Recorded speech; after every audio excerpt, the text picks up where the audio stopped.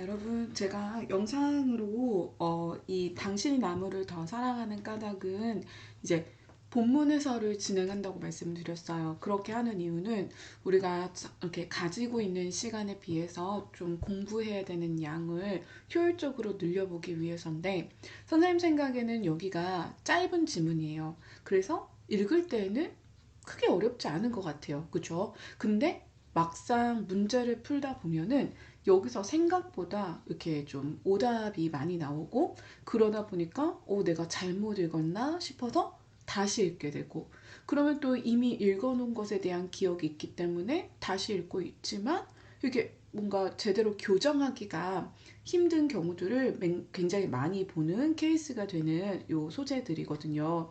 그래서 요 부분은 일단 제가 가이드를 잘 해드리기 위해서, 여러분이 이제 다른 방향으로 나가지 않게 하기 위해서 일단 여기를 이제 시작해 보도록 할 건데, 자, 읽어 볼 거예요. 그래서 이제 잠깐 여러분이 여기에 집중하기 위해서 제가 제 카메라는 끄도록 하겠습니다. 네. 자, 당신이 나무를 더 사랑하는 까닭. 그러면 제목을 봅시다. 제목을 봤더니 이제 당신이 나오는 것 같고요. 당신의 특징은 뭐냐면은 나무를 더 사랑하는 거야. 뭐보다가 중요한 건데, 여기다가 우리 이렇게 나무를 이렇게 왜 안 되지? 자, 이렇게 삽입 표시하고 그 사람보다 라고 한번 써보세요.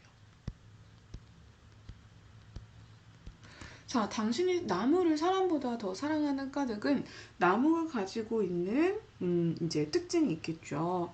그래서 제재 소개를 한번 읽어보도록 하면은 소강리 소나무 숲에서야. 항상 선생님이 강조하는 게 뭐더라? 공간적 배경이었던 거 기억나나요? 자, 소강리 나무숲에서 체험을 바탕으로 무한 경쟁의 논리와 무차별적인 나하잖아요. 그치? 내 말 맞아 틀려. 사람보다 나무가 더 좋은 이유는 사람은 뭔가 부정적인 게 있는 거야. 무한 경쟁의 논리와 무차별적인 소비만을 추구하는 현대인의 삶에 대한 성찰을 담아낸 글이다. 그러니까 한번 돌이켜 생각해 본 거야. 그래서 필자는 독자인 당신에게 이 당신이 특정한 개인이라기보다는 우리 독자, 그러니까 여러분도 포함이 되는 거예요. 독자인 당신에게 편지를 보내는 글의 형식을 취하여, 여기 밑줄 쳤죠? 이거 여러분 이렇게 당겨볼까요? 편지글이라고 나오면은 알 수 있지만 서간체라고 바꾸면은 알지 못하는 경우가 있으면 안 돼요. 편지글이 서간체예요. 그래서 내용을 전달하면서 밑줄, 자, 이 글의 그 학습 목표예요. 독자와 소통하는 글쓰기를 보여주고 있다. 그래서 쓰기가 의미를 구성하여 독자와 소통하는, 여기 하이라이트 치고 별표 쳐볼까요? 사회적 상호작용이다 라고 되어 있는데, 이 사회적 상호작용이라는 말이 여러분 그 교육과정에서 가르치고 싶은 내용인 거예요. 그러니까 우리가 누군가와 상호작용을 한다고 했을 때에는 꼭 만나지 않아도 돼요. 글을 통해서 서로 멀리 떨어져 있어도, 심지어 이 세상에 살고 있는 사람이 아니더라도 그 사람이 남겨놓은 글을 통해서 우리는 그 사람의 생각을 읽고 또 나의 생각을 전달하고 할 수 있는 상호작용이 된다는 거죠. 여기까지 이해가 되실까요? 자, 그 다음에 이제 현대 수필이다, 서간체 수필이다, 기행 수필이다. 그래서 우리는 다 같이 수필, 수필, 수필, 이렇게 수필에다가 동그라미를 한번 쳐보시면 좋을 것 같아요. 자, 그 다음에 제재는 이제 소강리 소나무 숲에 가서 소나무를 보고 이제 생각을 하게 되는 건데, 여기는 어차피 항상 말씀드리듯이 뒤에 본문을 읽고 와서 제재 기간을 보는 게 더 효과적이긴 합니다. 편집글이다. 그 다음에 현대인에 대한 비판과 성찰적 인식이 보여진다. 그래서 인간과 대조적인 존재로 소나무를 설정해서 교훈과 깨달음을 제시한다. 자연에서 얻은 깨달음을 인간의 문제로 확장시킨다. 뭐 이런 얘기를 하고 싶은 거야. 인간 마이너스 소나무 플러스. 되죠? 인간 마이너스 소나무 플러스. 그 다음에 여기 있는 거 소나무 특성 하이라이트 빡 치세요. 제가 드린 하이라이트 펜들이 있을 겁니다. 하이라이트 펜 빡 치세요. 내가 하이라이트 펜 당근 펜 줬는데 못 받은 사람 있지? 못 받은 사람은 나한테 얘기해. 받았는데 잃어버린 거는 안 돼. 잃어버렸다는 건 안 돼. 못 받은 사람은 얘기해. 그래서 개성의 문학, 자유로운 형식, 교훈과 성찰, 소재가 다양해 비전문적인 문학이다. 됐죠? 자, 이제 내려오셔서 한번 시작을 해보도록 하겠습니다. 당신이 나무를 더 사랑하는 까닭.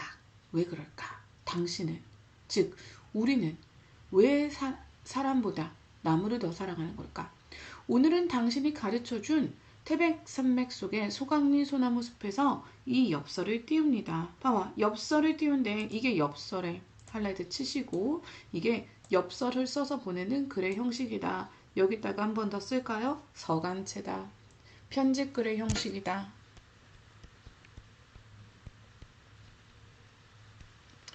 아침 햇살에 빛나는 소나무 숲에 들어서니 당신이 사람보다 나무를 더 사랑하는 까닭을 알 것 같습니다. 당신은 사람보다 나무를 더 사랑하는 까닭이다. 선생님이 제목에서 표시를 해드린 겁니다. 이곳에는 소나무들이 가득합니다. 긴 세월을 온전히 바위 위에서 버텨온 것이 차라리 경이롭습니다. 그러니까 이 소나무들은 되게 경이로운 대상이라고 느끼고 있는 거지. 바쁘게 뛰어다니는 우리들과는 달리 오직 신반 한 켤레의 토지에 서서 이처럼 우람할 수 있다는 것이 충격이고 경이었습니다. 지금부터 보세요. 선생님이 색깔로 이미지화 시킬 건데 나무니까 초록색으로 나무에다가 하이라이트 칠 거예요. 여러분 인간은 무슨 색깔로 할까요? 파란색 해볼까요? 자, 그래서 여러분 초록색, 파란색 준비합니다. 풍상을 겪은 소나무들이 골짜기에 있고요. 그 소나무들은 바위 위에서 버텨왔고요. 이 바위라는 것은 신반 한 켤레 정도밖에 안 되는 좁은 터지에 서서 우람한 모습이고요. 얘네들은요 정말 충격적이고 경이롭다는 뜻인데 이건 부정적인 감정이 아니라 긍정적인 감정인 거죠. 이번에는 사람과 관련된 거를 하이라이트를 파란색으로 칠 거야. 그치? 바쁘게 뛰어다니는 우리들과는 달리 하이라이트 치기 전에 요거 체크하시고 그 다음에 사람은 훨씬 더 많은 것을 소비하면서도 무엇 하나 변변히 이루어내지 못하고 있어. 이 나가 우리이면서 현대인들인 거지. 그래서 다시 바꿔서 소강리 솔숲은 마치 회오리를 기다리고 있는 엄한 스승 같습니다. 라고 해서 비유하고 있는 건데 여기서 나는 소강리 솔숲을 보고서 스스로 성찰하고 있는 거지. 어떤 삶에 대해서? 나무보다 못한 삶에 대해서 성찰하고 있는 거야. 그래서 소강리 솔숲에서 나무와 인간을 대조적으로 생각하고 있다. 됐죠? 자, 그 다음에 내려오셔서 어젯밤 별 한 개를 쳐다볼 때마다 100원씩 내라던 당신의 말이 생각납니다. 자, 구조가 어떻게 되어 있냐면은 당신과 관련해서 계속 나오는 거야. 당신이 왜 그랬을까? 오늘은 소나무 한 그루를 만져볼 때마다 돈을 내야 되겠어요. 그러면은 어젯밤에도 당신은 별을 얘기했었고 오늘은 소나무를 얘기할 거야. 사실 서울에서 그보다 못한 것을 그보다 비싼 가격을 치르면서 살았다고 생각합니다.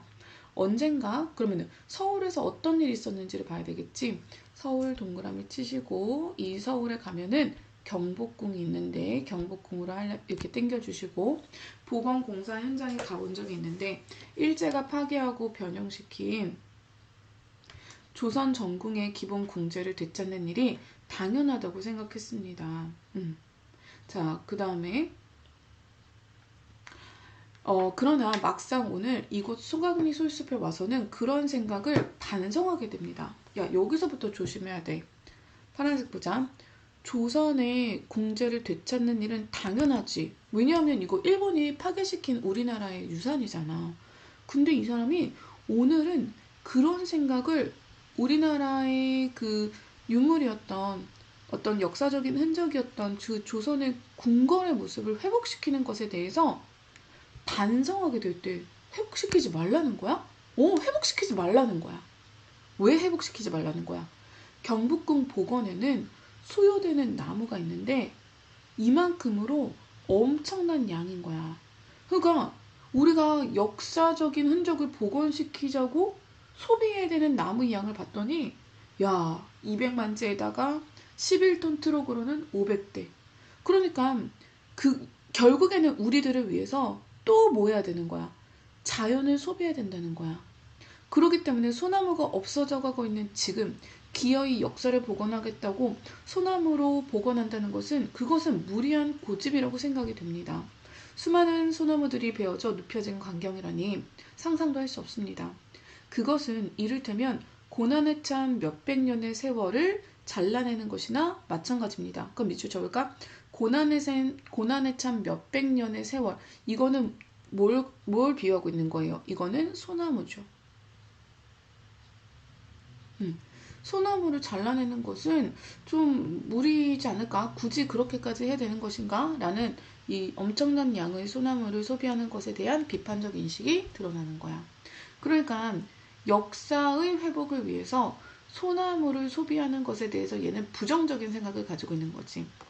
그렇잖아. 그걸 다시 궁궐을 다시 짓는다고 해서 역사가 돌아오는 것도 아니고 또 일본의 어떤 그 침략이 사라지는 것도 아니잖아.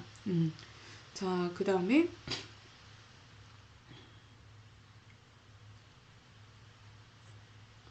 우리가 생각 없이 잘라내고 있는 것이 어찌 소나무만이겠습니까? 그럼 우리가 생각 없이 잘라내는 거는 소나무 말고도 더 있다는 거야.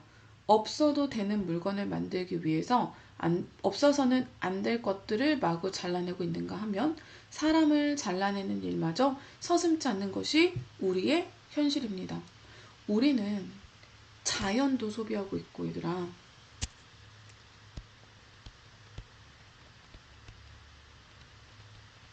그 다음에 어떤 귀한 물건이나 가치 있는 것들을 소비하기도 하고, 그 다음에 진짜 중요한 게 뭐냐면은 소비할 수 없는 대상인 사람마저 소비의 대상으로 삼고 있는 거야. 사람을 산다, 사람을 자른다, 사람을 없앤다, 높은 사람이다, 낮은 사람이다. 우리가 이런 말 하잖아. 사람은 그런 대상이 아니야. 살 수도 없고 자를 수도 없고 높고 낮음에 어떤 평가를 할 수 없는 존재야, 사실은. 근데 우리는 사람을 마치 돈이나 사물처럼 취급한다는 거야. 그것이 바로 우리의 현실이고, 이 우리의 현실은 부정적 현실이라고 볼 수가 있겠죠. 우리가 살고 있는 이 지구의 유일한 생산자는 식물이라는 당신의 말이 생각납니다. 여기다가 중요한 색깔로 하나 해볼게요. 유일하게 생산할 수 있는 존재는 식물이래. 동물은 일단 완벽한 소비자야. 그 중에 가장 큰 소비자가 바로 사람이야. 여기까지 괜찮지? 사람들의 생산이란 식물들이 만들어 놓은, 식물 동그라미 쳐봐. 여기서 식물은 계속 뭐라고 읽어야 돼? 생산자.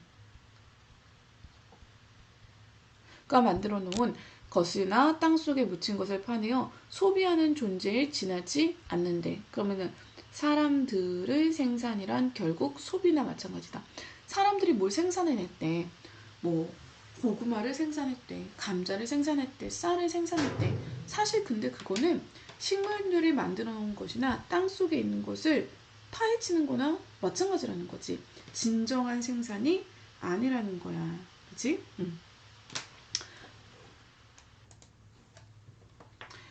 자, 쌀로 밥을 짓는 예를 두고 밥의 생산이라고 할 수는 없는 것입니다.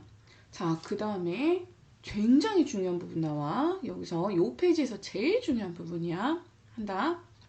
생산의 주체가 아니라 소비의 주체이며 급비하는 소비의 객체로 전락되고 있는 것이 사람입니다. 다시, 사람은 생산의 주체가 될 수 없어.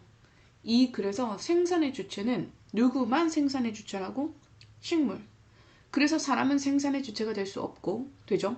두 번째, 소비의 주체이며, 그래, 사람은 소비의 주체야.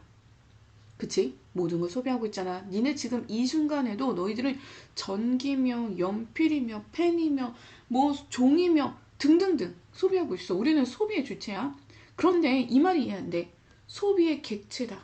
소비의 객체는 소비를 당하는 거야. 마치 여러분이 쓰고 있는 돈이며 아니면은 뭐 전기며 아니면은 종이며 물건이며 하는 것처럼. 이게 뭐야? 우리는 쓰임을 당한다. 내가 취직하고 싶어. 저 좀 써주세요. 라고 말하잖아. 그치? 근데 내가 거기서 능력을 발휘하지 못하면 나는 버림을 받아. 마치 너희들이 지우개를 샀는데 지우개가 잘 지워지지 않는 거야. 그건 그 지우개 능력이 없는 거지. 그러면 니네 어떻게 해? 그 지우개 버리고 다른 지우개 사잖아. 그렇게 인간도 마치 그 지우개처럼 소비를 당하게 된다는 거야. 이게 얼마나 인간의 삶에 대한 문제인식을 드러내고 있는지 몰라. 자연을 오로지 생산의 요소로 규정한 경제학의 폭력성이 소강리에서만큼 분명하게 부각되는 곳이 달리 없습니다. 자연을 생산의 요소로 규정하는 거. 그럼 자연을 생산의 요소로 인식하고 소비를 이기적으로 하는 인간의 폭력성이 바로 경제학적 폭력성이라는 거야. 그러니까 다시 이 말이 무슨 말인지 어렵지? 경제학이라는 거는 효율성을 추구하는 거야. 이 경제학은 돈의 효율성을 추구해가지고 이익이 되는 것만 선택이 되는 거야. 그러면은 여기서 자연을 볼 때에도 경제학의 폭력성이라는 건 자연조차도 자연에 있는 그대로를 인정하는 것이 아니라 저 자연을 통해서 어떻게 하면은 인간에게 이익이 될 수 있게 만들까를 생각한다는 거야. 그러면은 인간에게 이익이 되면 어떻게 되겠어? 자연을 파괴하겠지. 그치? 그래서 어떻게 하겠어? 저걸 가져다가 인간을 위해서 경제적인 이득을 취하겠지.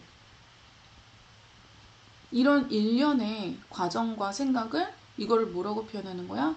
경제학의 폭력성이라고 얘기를 하는 거야. 그럼 이 경제학의 폭력성의 주체는 바로 누구겠어? 인간이 되는 거겠죠. 그래요? 자, 그 다음에 여기 문제는 우리가 나중에 풀어보시려고 하고 그 다음에 볼까요? 계속 이어지겠죠. 이게 이제 마지막 페이지예요. 거의 다 했어요. 산판일을 하는 사람들은 산판일, 그러니까 산에서 여기 정확한 뜻을 봅시다. 나무를 찍어내는 일에서 나무를 베어내는 따위의 일을 하는 사람들을 말하는 거야. 산판일을 하는 사람들은 큰 나무를 베어서 그루터기에 올라서지 않는 것이 불문율로 되어 있다고 합니다. 그러니까 나무를 베는 일을 하는 사람들이지만 이 사람들에게는 이렇게 반드시 지켜야 되는 암묵적인 약속 같은 게 있는 거야. 그게 뭐야? 나무를 베어낸 그루터기에 올라서지 않는 거야. 왜? 잘린 부분에서 올라오는 나무의 녹이, 환한 기운이 사람을 해칠 수 있기 때문입니다. 어찌 노하는 것이 소나무뿐이겠습니까? 산천의 아우성이 들리는 듯합니다. 어떤 아우성? 당신의 말처럼 소나무는 우리의 삶과 가장 가까운 자리에서 우리와 함께 풍상을 겪어온 소나무는 뭐 같은? 가족, 형제와 같은 나무야. 사람이 태어나면 동물 한번 쳐볼까? 요 사람의 삶하고 어떻게 나무가 이렇게 연결이 되는지를 볼 거야. 사람이 태어나면 금줄에 솔가지를 꽂아서 부정을 물리쳤고 또 사람이 죽으면 동그라미 쳐볼까? 소나무 간 속에 누워서 솔밭에 묻히는 것이 그것이 바로 우리의 일생인 거야. 그러면은 소나무는 우리의 삶과 가장 가까운 자리에서 삶의 풍상을 겪어온 거 맞아 틀려? 맞지? 왜? 태어나면서 우리는 솔가지로 축하를 받고 죽으면서 우리는 소나무 간 속에 들어가 묻히게 되기 때문에 그리고 그 무덤 속에서 죽은 이후에도 우리의 그 한을 달래주는 것이 바로 은은한 솔바람이래요. 솔바람뿐만 아니라 솔빛, 솔향 등 어느 것 하나 우리 정서에 기입속이 들어오지 않은 것이 없다라는 거지. 더구나 소나무는 고절의 상징으로 지조절개죠. 높은 절개예요. 우리 정신을 지키는 기둥이 되기도 합니다. 그래서 여러분 여기에 밑줄 쳐놓고 외부 지문 나올 때가 많아요. 고전시가 같은 거 외부 지문 물어볼 때 있습니다. 그럼 우리는 외부 지문 나왔을 때 대충 어떤 소재들을 중심으로 보면 됩니까? 소나무, 대나무, 그 다음에 매화, 국화 이런 것들 중심으로 답을 좀 골라낼 준비를 하면 되겠죠. 금강송의 고든 둥치에서 뿐만 아니라 암석지의 굳고 뒤틀린 나무에서도 우리는 고든 지조를 읽어낼 줄 압니다. 여기 조심해야 되겠지. 구조가 어떤 구조야? A뿐만 아니라 B 구조야. 고든 둥치에서만 고든 지조가 나오는 게 아니라 뒤틀린 나무에서도 고든 지조가 나온다는 거야. 오늘날의 상품 미학과는 전혀 다른 미학을 우리는 일찍부터 갖고 놓고 있습니다. 자, 요 페이지에서 어려운 거 두 번째 나갑니다. 선생님이 앞 페이지에서 어려운 거 제일 중요한 거 그 소비의 객체가 된다. 그거 이해하는 거라고 했고, 자, 두 번째 오늘날 상품 미학과는 전혀 다른 미학을 갖고 놨대. 그럼 오늘날의 상품 미학 위에다가 일단 마이너스죠. 여기서 오늘날의 상품 미학은 소비 중심이야. 상품으로만, 경제적으로만 생각하는 상품 미학이야. 경제적인 관점이지. 되게 경제적이고, 그치? 이해타산적이지. 그래서 오늘날의 상품 미학과는 자, 전혀 다른 미학이야. 이게 전통적인 미학인데 조심해. 전통적 상품 미학이 아니라 전통적 미학일 뿐인 거야. 전통적 미학은 어떤 자연을 바라봤을 때 상품의 논리로 해석하지 않아. 전혀 다른 미학이 무슨 뜻인지를 정확하게 이해할 수 있어야 돼. 있지? 그래서 우리는 일찍부터 그런 것을 갖고 놓고 있었어. 됐어? 자, 그 다음에 나는 문득 진정 사랑하는 것이 소나무가 아니라 사실은 소나무 같은 사람이라는 것을 갑자기 소나무 같은 사람이라는 생각이 문득 들었어. 메마른 땅을 지키고 있는 수많은 사람들, 소나무 같은 사람, 메마른 땅을 지키고 있는 사람들. 근데 뭐라고 설명했어? 척박한 환경 속에서도 문명의 폭력을 견디며 가치 있는 삶을 사는 사람들. 그리고 지금 서울 거리의 자동차 속에 앉아있을 당신을 생각하고 외딴 섬에 갇혀 목말라 하는 남산의 나무를 생각합니다. 남산의 소나무가 더 이상 살아남기를 포기하고 자손이나 기르겠다는 체념으로 무수한 솔방울을 달고 있다는 당신의 이야기는 우리를 더 슬프게 합니다. 일단 남산 소나무의 이야기는 우리를 슬프게 한다. 왜 우리를 슬프게 하는지 내용을 좀 보자. 일단 첫 번째, 더 이상 온전하게 살아남기를 포기했어. 그 다음에 자손들이나 기르겠다는 체념으로 솔방울을 달고 있어.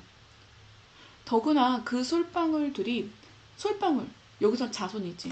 싹을 키울 땅마저 황폐해져 버렸다는 사실이 우리를 더욱 암담하게 합니다. 그쵸? 우리의 정서는 슬픕니다. 암담합니다.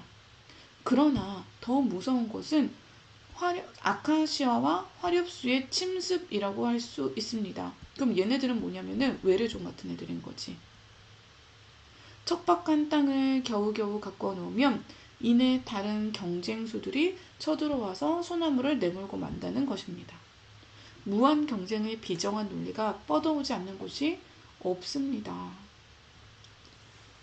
자, 남산 소나무는 더 이상 살아남기를 포기했고 자손들이나 기르겠다는 체념으로 솔방울을 달고 있고 싹을 틔울 땅마저 황폐해버렸고 그 다음에 경쟁수들이 들어와서 선생님 이거 색깔 좀 바꿔볼게.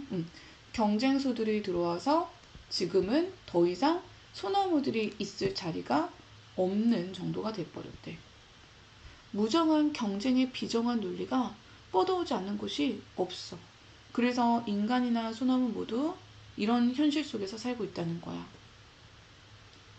나는 마치 꾸중을 듣고 집에 오는 아이처럼 산을 나왔습니다. 그러니까 반성했다는 거죠. 여기 반성이라는 말이 보이네요. 솔방울 한 개를 주워들고 우리 솔방울 어디서 위에서 연결시켜 봅시다. 이 솔방울은 요 소나무들이 체념하고 기르겠다고 열어놓은 솔방울들이에요. 그죠? 솔방울을 한 개 주었는데 거인에게 잡아먹힌 소년이 솔방울을 쥐고 있었기 때문에 다시 소생했다는 신화를 생각합니다. 당신의 나무를 사랑한다면 솔방울도 사랑해야 됩니다. 왜냐하면 그 솔방울들이 가지고 있는 끈질긴 저력을 신뢰해야 됩니다. 그래서 이 솔방울은 비록 환경은 척박하지만 소생할 수 있는 저력과 희망을 가지고 있는 존재로 봐야 된다는 거야. 자, 다시 봐봐. 여기 되게 중요한 거야. 당신이 나한테 해준 이야기들, 그치? 당신이 해준 이야기는 남산의 소나무 이야기야. 근데 당신이 해준 남산의 소나무는 어떤 상황이냐면 되게 부정적인 상황인 거야. 그치? 근데 나는 당신이 해준 남산의 소나무 이야기를 듣고 다시 무슨 이야기를 생각했어? 솔방울이 나오는 신화 이야기를 생각했어. 그럼 나는 그 신화 속에 나오는 솔방울 이야기를 통해서 아니야, 얘네들은 체념적으로 기르기나 하는 그런 자손들이 아니라 뭐를 가지고 있는 저력과 희망을 가지고 있는 존재들이야 라는 생각을 지금 뭐 하고 있는 거야? 상호작용을 하고 있는 거야. 그래서 언젠가 붓글씨로 써드렸던 글귀를 엽서에 적습니다. 처음으로 쇠가 만들어졌을 때 모든 나무들은 두려움을 떨었다. 그 왜냐하면 왜 떨었겠어? 이 새는 나무들을 뭐 할 수 있기 때문에, 파괴할 수 있기 때문에. 도끼 생각해. 그러나 어느 날 생각 깊은 나무가 말했다. 두려워할 것 없다. 우리들이 자루가 되어주지 않는다면, 그러니까 그 쇠를 사용할 수 있는 도구가 되어주지 않는 한 그 쇠는 결코 우리를 해칠 수 없는 것이다. 여러분 보세요. 핸드폰이 있어요. 여러분한테는 참 좋으면서도 나쁜 존재잖아요. 근데 핸드폰을 두려워할 필요가 없다는 거야. 왜? 인간이 사용의 주체이기 때문인 거야. 그래서 내가 주체적으로 사용하면은 핸드폰은 문제가 되니 안 되니? 문제가 되지 않아. 근데 인간이 사용의 주체가 아니라 어떤 사용의 객체가 된다든지 수단으로 전락하거나 했잖아. 그러니까 내가 핸드폰을 지배하는 게 아니라 핸드폰이 나를 지배하게 되는 순간부터 우리는 뭐가 되는 거야? 여러 가지 문제에 당면하게 되는 거겠지. 이해돼요? 자, 그렇기 때문에 여기서는 이제 인간의 어떤 주체적인 자세에 대해서 얘기하는 거야. 그러니까 문명의 폭력성을 해소하기 위해서 문명을 없앤다는 말은 되겠어요? 안 되겠어요? 안 돼요. 그건 불가능해요. 여러분, 문명이 다 사라진다고 생각해 보세요. 살 수 있어요? 여러분, 컴퓨터, 핸드폰 없이 살 수 있겠어요? 없죠. 그건 이제 불가능한 거고 맞지도 않아. 그럼 우리는 그 도구들을 우리가 스스로 주체가 되어서 사용할 수 있으면 된다는 거예요. 이해하실 수 있겠죠? 자, 그리고 문제는 여러분이 좀 풀어오시고 우리는 수업 때 다시 정리하면서 문제 풀어보도록 하겠습니다. 고생하셨습니다.